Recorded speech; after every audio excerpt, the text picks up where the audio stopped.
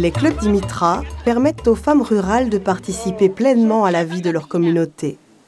Nombre d'entre elles ont saisi cette opportunité et ont peu à peu renforcé leur leadership.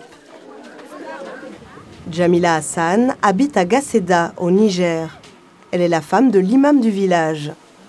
Elle n'est jamais allée à l'école et pourtant elle est aujourd'hui la modératrice d'un club. Elle y joue un rôle moteur et facilite les discussions.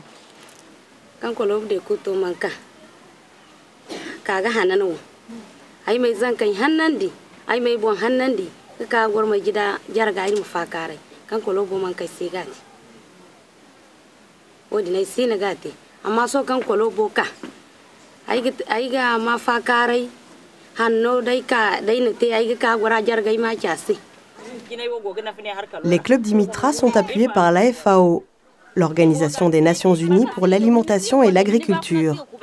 Ils existent au Niger depuis 2009. Dans ces espaces de communication participative, les femmes discutent et décident d'actions à mener sur des questions d'intérêt commun. Ce faisant, elles apprennent à organiser leur discours, à prendre la parole en public et à mener des actions collectives. Régulièrement, les clubs des hommes et des femmes se réunissent en assemblée villageoise, en présence du chef du village.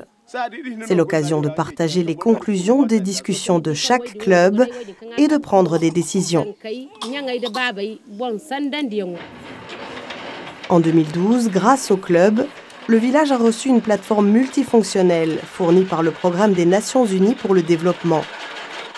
À l'époque, Gasseda a été sélectionné sur base de la motivation de la population et de sa capacité à gérer la plateforme.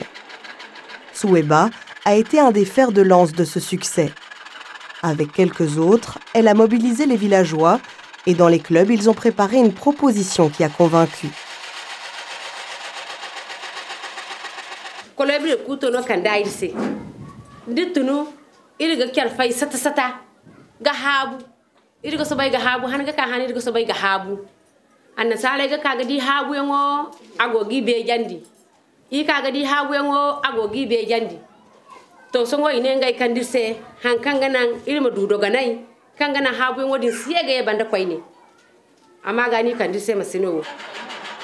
Depuis, la plateforme permet de décortiquer, broyer et piler mécaniquement. Et elle fournit aux villageois une source d'électricité. Aujourd'hui, le travail des femmes est moins pénible à Gasseda.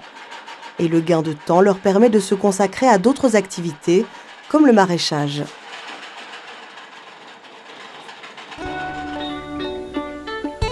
Un lieu différent, mais un parcours semblable. Ici, à Yanongé, Maggie Atilomoa a été l'une des premières femmes à s'impliquer dans l'approche des clubs de la FAO. Jeune mère de 2 enfants, issue d'une famille rurale modeste, elle a gravi les échelons. Elle est aujourd'hui présidente de l'Organisation des producteurs agricoles, vice-présidente de l'Union des producteurs de Yanongé. Elle appuie aussi les activités d'une quinzaine de clubs de sa région. Maggie gagne sa vie grâce à l'agriculture. Elle cultive l'arachide, le niébé et la noix de palme. C'est une activité exigeante et malgré cela, elle trouve aussi le temps d'étudier. J'ai fait l'école technique et agricole. Je suis agronome, je travaille comme les hommes, c'est pourquoi je me suis inventé le mot agrofemme. Puisque je travaille comme les hommes, je respecte les écartements et les conditions de culture. C'est ça qui fait la différence entre d'autres chats et mon chat. Non loin de là, à Itengue, dans un autre territoire enclavé de la province de la Chopo.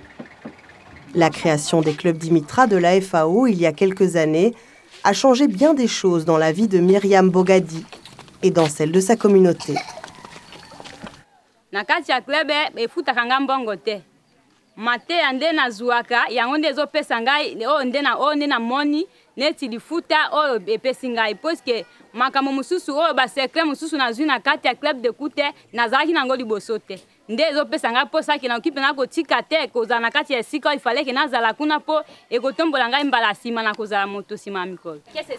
Au début, Myriam participait aux réunions du club pour parler des problèmes du village, trouver des solutions et passer à l'action. et cela au même titre que les autres membres. Puis, petit à petit, elle s'est impliquée dans la mobilisation de la communauté, si bien que son potentiel a été reconnu par tout le monde. Elle est rapidement devenue modératrice du club. Réhabilitation na biso ya siège na biso totongi eza ngande moto na pesaki imposa ya ko salango pharmacie na biso pe ngane na pesaki likanisi ke il fallait que tosomba akisi pona ni poste santé na biso.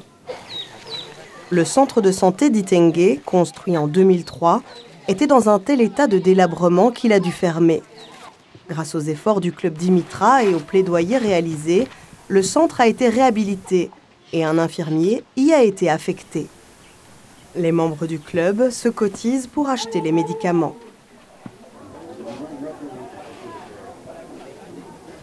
Désormais, les malades et les femmes enceintes ne doivent plus parcourir des kilomètres à pied ou à vélo pour atteindre l'hôpital le plus proche.